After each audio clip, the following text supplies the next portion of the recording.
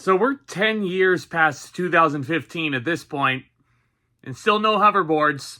Still haven't gotten a Jaws 19 yet, thank God. I mean, if we were following the Back to the Future Part 2 timeline, you'd probably get a hoverboard 7000 by this point. I don't know, I'm just thinking out loud. But welcome to my review of Back to the Future Part 2, once again directed by Robert Zemeckis, once again starring Michael J. Fox and Christopher Lloyd as Marty McFly and Doc Brown, respectively.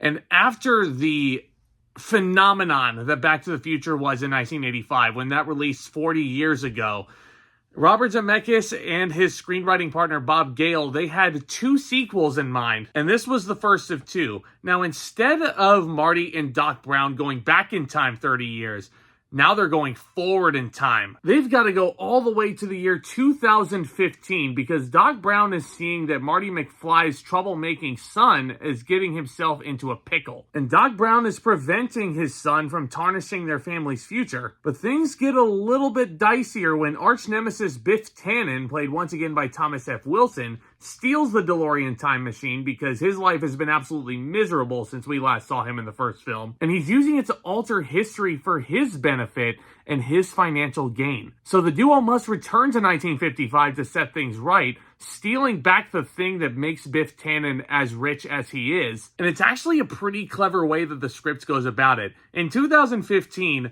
Marty McFly is seeing a sports almanac which shows every single result from the year 1950 to 2000. And he's thinking, you know what, Doc?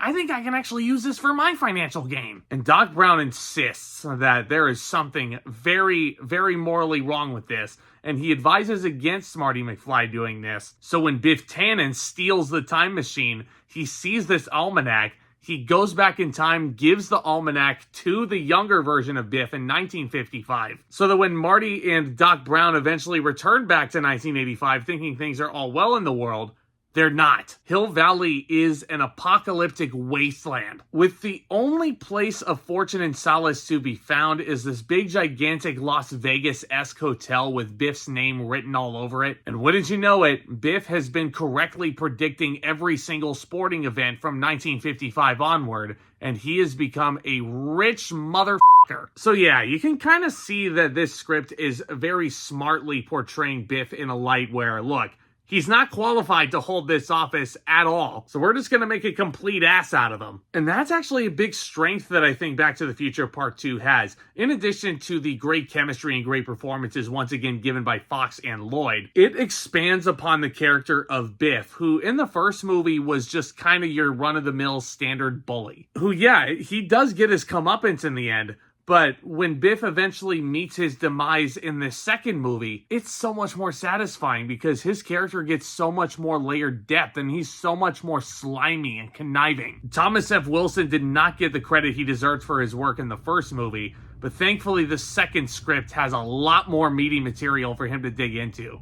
And he is really great at it. Again, there's not really a weak link in the acting or the production department necessarily. The production and set design looks really cool. And when Marty stumbles upon Hill Valley in the year 2015, it's actually really cool to kind of look back on this movie and see how many things this movie actually got right. For example, you see a lot of nostalgic diners all the time, which are themed after the 1980s. But with all the futuristic things that you see, like an indoor garden that falls from the ceiling anytime one of the kids wants fruit with their dinner, or when Michael J. Fox as Marty McFly walks past the local movie theater and he sees that they're playing Jaws 19. Yeah, again, thank God we did not get Jaws 19, because 2015, as I'm sure I'll talk about this in other reviews, but that year was already jam-packed with great films as it was. Again, one big thing they got wrong: no hoverboards, and absolutely no highways in the sky, which at this point I don't know if we're ever going to get. And that kind of leads me into some issues that I have with Back to the Future Part 2, and this is just in hindsight, because I'm sure in 1989 a lot of these computerized effects looked really cool. Nowadays, they definitely, I'm not going to say they look bad, but they look very, very dated. Like, you can certainly tell, like, and there's a difference here. When Jurassic Park came out in 1993 and all those groundbreaking effects were there, you can watch Jurassic Park 32 years later and you can still be wrapped up in the story and the effects are as seamless as they come. it doesn't look like they were made in the 90s. Matter of fact, Jurassic Park feels timeless. Back to the Future Part 2, by comparison, nowhere near that movie's quality. Let me be very clear. But you know what I mean? Like, you can tell the year that this movie came out in. And I will say, I do like all of the time tampering, especially as you get into the third act. And Marty McFly and Doc Brown are reliving the events of the original Back to the Future movie while not bumping into the other versions of Marty and Doc Brown. All that stuff is really fun. And that's something actually closer to what I loved what they did in Harry Potter and the Prisoner of Azkaban, where Harry and Hermione cannot tamper with the other versions of Harry and Hermione from the past. Back to the Future Part 2 is very strict about those rules, and it's honestly, like, even watching it back now, it can still be kind of a nail biter, just making sure, oh god, he's gonna bump into his old self. Like the scene where the current version of Doc Brown is helping the older version of Doc Brown, pulling out a screwdriver that he knows he's gonna need, and all the while he's not showing his face.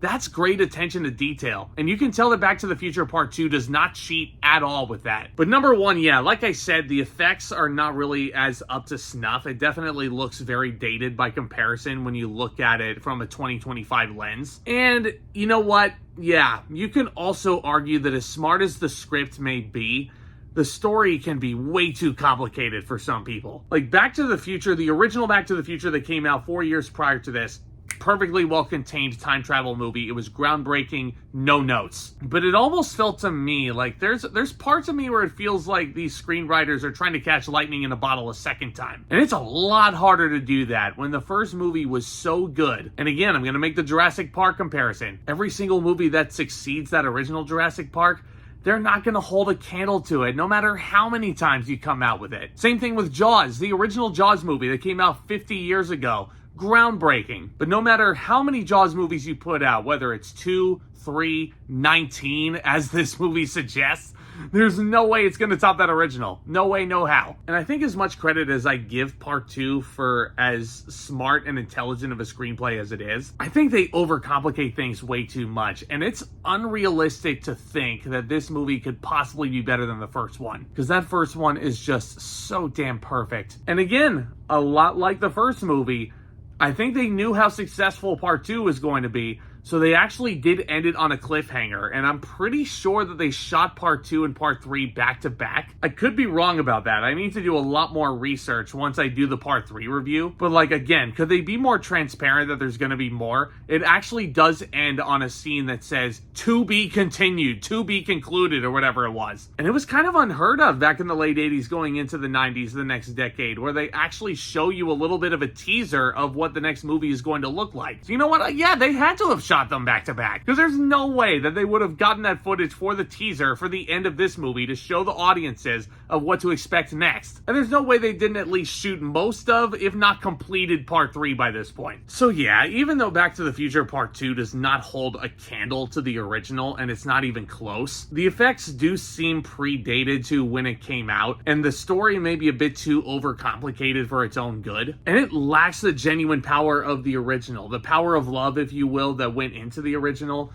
And it definitely feels more like they're trying to expand this Back to the Future story more so than tell a story on its own. But no denying that Robert Zemeckis still put out a very solid film here. I'm going to give Back to the Future Part 2 a B. And of course, it does not end here, because as I said, this playlist is to be concluded when I talk about Part 3 very soon. Stay tuned for that video and much more to come. Hit that subscribe button if you're new, and tap on that thumbs up as well. Let me know what you thought of Back to the Future Part 2. Is this your favorite of the trilogy? And for some reason, I'd love you to explain why. Because again, I don't think there's any way this could top the original. But thank you guys so much again for your continued support of the content. Y'all are the best. And with all that being said, Back Talk commence.